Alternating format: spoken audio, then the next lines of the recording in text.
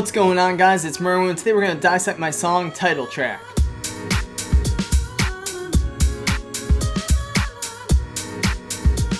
So if you guys haven't watched the YouTube channel, we have our series Dissect, inspired by the podcast on Spotify, where I talk about some of the production, lyrics, and backstory behind the music I make. Today we're going to be doing my song title track off of my new album, Strangers in the Dark.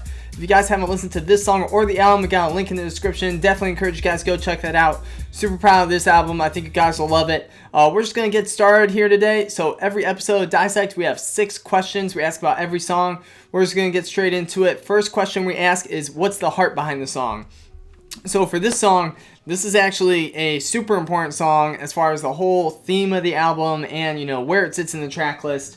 So this is, right in the middle, and is basically the whole album's kind of message and theme kind of encapsulated into one song. So, if you listen to this album kind of the whole way through, kind of the whole theme of the album and, the title kind of inspiration is, everybody's got a story. Do you see it? Do you believe it? I have the little kind of spoken word thing I do a couple times throughout the album and that I do on this song. So kind of the whole theme and message of this song is just, everybody's human. Everybody has a story. Are you treating people that way? Do you see people that way? And just kind of getting people to think about it that way. I think, you think of like the NPC trend on, TikTok and things like that. I think a lot of times these days we just kind of, pass by each other and don't really, recognize or acknowledge that, you're just like me. You have feelings, you have dreams, you have all the pain you've gone through, all that stuff. So, that was kind of the main heart behind the song, is just kind of to talk about that theme. The title Strangers in the Dark kind of, for me, was inspired by this image of, two people, passing by each other in the dark. If they didn't say anything or bump into each other, they wouldn't even know they were there. I think in the same way, that's kind of how we treat people a lot of times. We just kind of pass by each other, don't really acknowledge, kind of their humanity, all that stuff. So that was kind of the theme of this song, is just kind of to get all that put into this song, kind of have that. This is kind of like the whole thesis of the album kind of in one song. So that's kind of the heart behind the song, is just kind of talking about that message and having one. I wanted at least one song where that was super clear. That's kind of what I was trying to communicate. So that's kind of the heart behind the song. Next question here is going to be, what's your favorite part lyrically? So this is my second collaboration with my man Bon Cantina. So he has the second verse and I got 2 verses on this. I think my favorite part lyrically, I won't really talk about his because that's his stuff. But my favorite part lyrically, for me, I think I really like, this is kind of a little bit of a different beat, especially in the context of the whole album.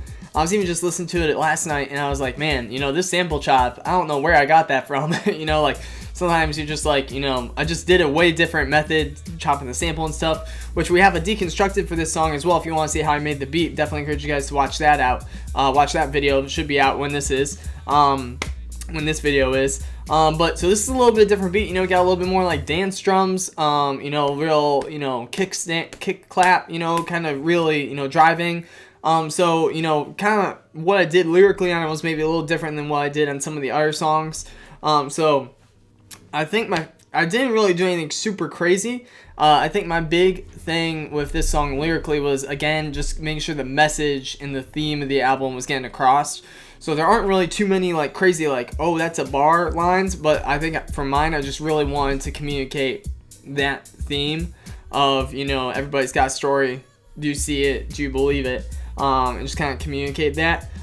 So some of the lines that I think I like, I think the one line, so in the second verse we have, we'd rather be enemies than show a shred of empathy, distracted by the gram and drunken off the jealousy. Me, I'm trying to lead, make a difference with the melody. I wonder what's in common, mindset more heavenly.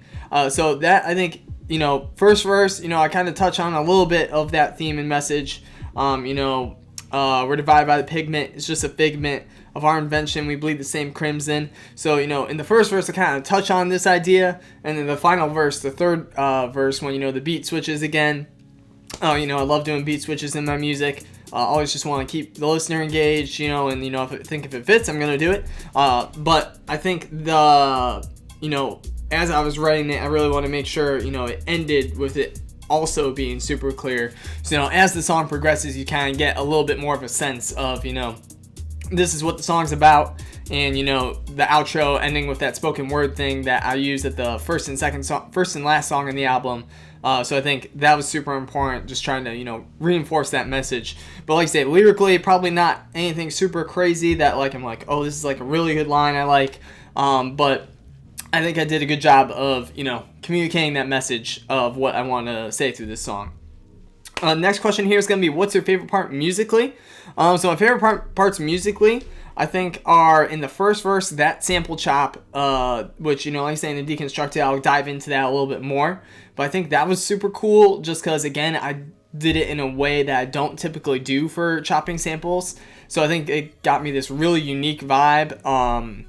And just, with the dance style, like house style drums. So it really just got a beat that was really different for me and different from the other songs on the album, but also I think fit cohesively with it. And then the other part I really like is the drums in the third verse. So, I kind of do a different take on my sample chop for the third verse, and then the drums change. The thing I love about the drums in the third verse is just there's a lot of percussion. Again, the energy kind of maybe picks up a little bit, or, the drums are a little different than, the drums in the earlier part. So those are probably my two favorite elements. I also really love the choir that I got to record that chorus for me that I wrote. So, I wrote that, I wrote the melody, I wrote that, the chorus, the lyrics and everything, and then I paid a choir to record for me, through Fiverr, and they did a great job. I have them on the last song in the album credits roll as well. And, so also a musical element I really like. I think that hook, really is a big strong point for this song. And, I was initially, when I was making it, hoping to get a feature artist for the hook, but I think, sometimes things work out the right way, like the way they're supposed to, even if, maybe it's not the way I intended. I think the choir really just fills the song, and, again, kind of form reinforcing the message. I think having that group vocal with a lot of people and it being bigger just really kind of helped, that message come through again just a little bit more of, everybody's got a story. I think having that, just really made it feel more communal, a little more, just made it have that feeling of, just people all together. So I think even, like I say, I would have loved to have another feature artist on the hook, but I think it worked out the way it was supposed to, having the choir record that. Moving on to the next question here is, how long did it take you to make?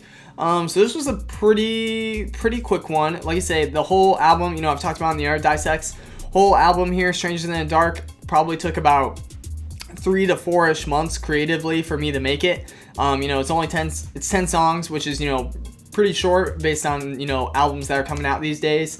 So it didn't take too long for me, like I say, 3 to 4 months to finish the whole album creatively. And then it was just, again, mixed and mastered by my boy Shane. But this song specifically, I think for me, it didn't take too long. I think the only thing that made the song take a little longer was just getting Cameron, recording his verse, finding time for both of us to connect. So I think that was really the only thing that took a little longer, was just getting that scheduled out and actually happening. But otherwise, probably, again, month, 2 months, something like that, from original to, everything being recorded.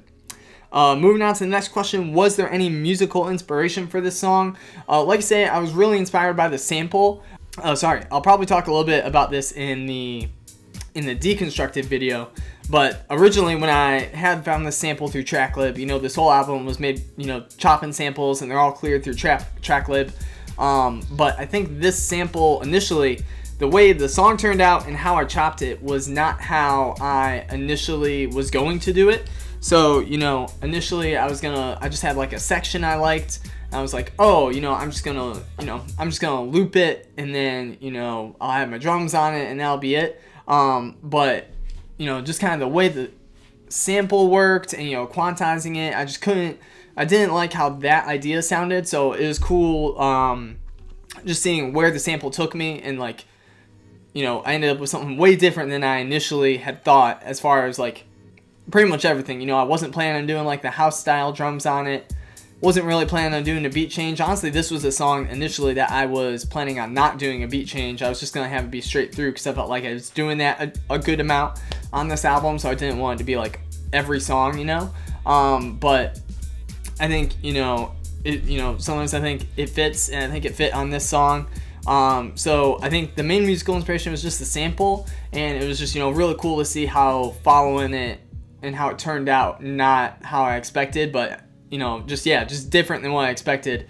But still, love the song, maybe not just how I initially had planned to approach the song, which is always cool, just following that creative journey.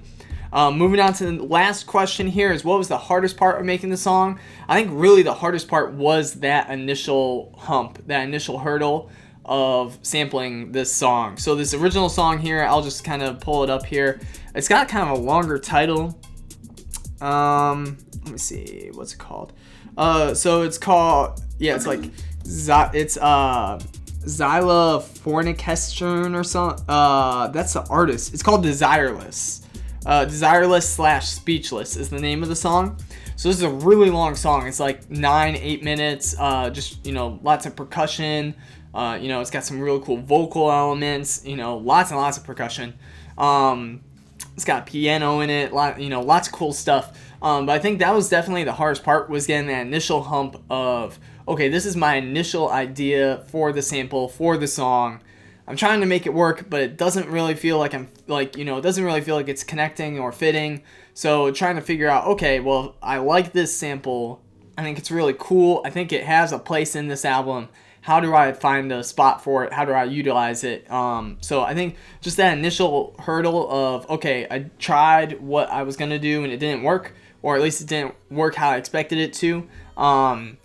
So where do I go from here? And then just finding that direction, and then just kind of, once I found something, just kind of keep going and, locking in on that. So I think that was the hardest part with this one, was just trying to, initially I was over here, and then just trying to get to, this place over here was maybe a little bit difficult. But really, just staying locked in with that creative energy and just, trying stuff, experimenting, trying different ideas. I think I was kind of like, again, I'll probably talk about this in the deconstructed more, but again, I wasn't really planning on like chopping it.